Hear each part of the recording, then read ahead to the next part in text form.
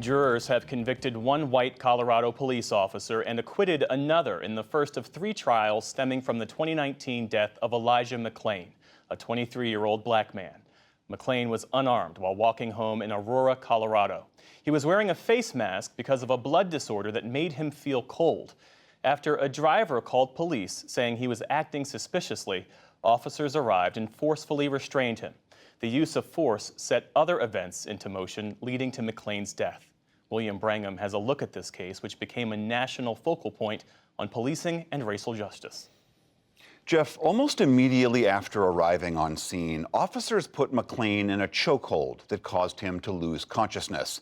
Nearly 20 minutes later, paramedics injected him with the sedative known as ketamine. McClain's heart stopped and he died in a hospital several days later.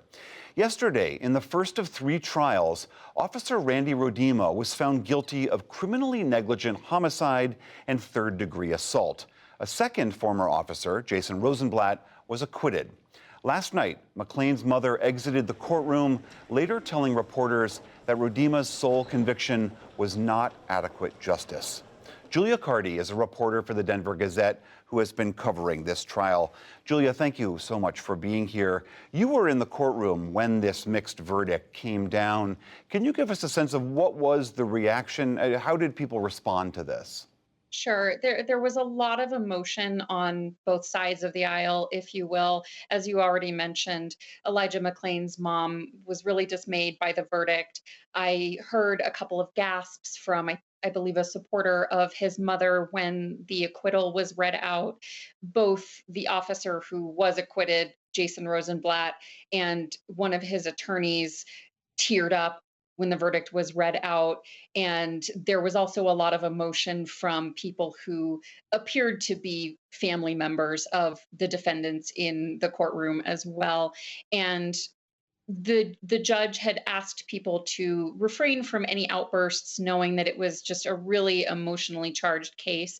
But there was definitely a lot of palpable emotion from both sides. Can you tell us a little bit more about the state's case here? How did they argue that these two officers were complicit in his death? Really, the crux of their argument was that the officers chose to use force at really every stage of the encounter rather than de escalate the situation. They argued that the officers ignored Elijah McClain's repeated cries that he couldn't breathe, that they didn't monitor his pulse or breathing, that they did not tell the paramedics called to the scene that Elijah McClain was struggling to breathe, that he had been vomiting, and instead told the paramedics things like he was acting crazy, he was showing really extreme strength. And the prosecutors also, they really brought in experts who said that the struggle with police led to this cycle of health complications for Elijah McClain that ultimately made him more vulnerable to the ketamine injection. Yeah, tell me a little bit more about that because the defense did not choose to bring any witnesses, and they really argued that it was the injection of that sedative, ketamine, that was the principal reason for his death.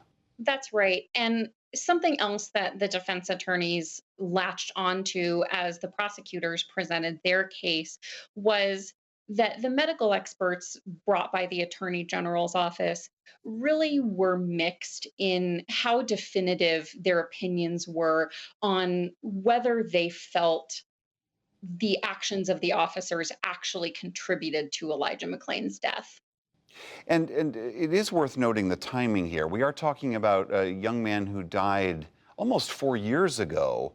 Why is it that it took so long? What was it that finally brought this case to trial? Well, I think really in the wake of everything we saw in 2020, the governor of Colorado asked the state attorney general, Phil Weiser, to take a look at the case. And so Attorney General Weiser convened a grand jury statewide who ultimately brought back an indictment of these three police officers and two paramedics in late 2021. So, about 2 years after Elijah McClain's death, and about a little over 2 years ago now. And we know jury selection is underway now for the trial of the third officer in this case. Who is that, and what is that officer being accused of? His name is Nathan Woodyard, and he is accused of being the first officer to actually stop Elijah McClain. And he is also accused of being the officer who used the carotid hold or neck hold on Elijah McClain that caused him to briefly lose consciousness.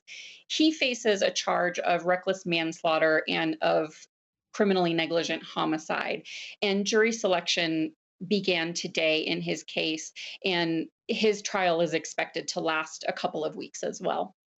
All right, that is Julia Carty of the Denver Gazette. Thank you so much for your time. Thank you so much. Thanks for having me.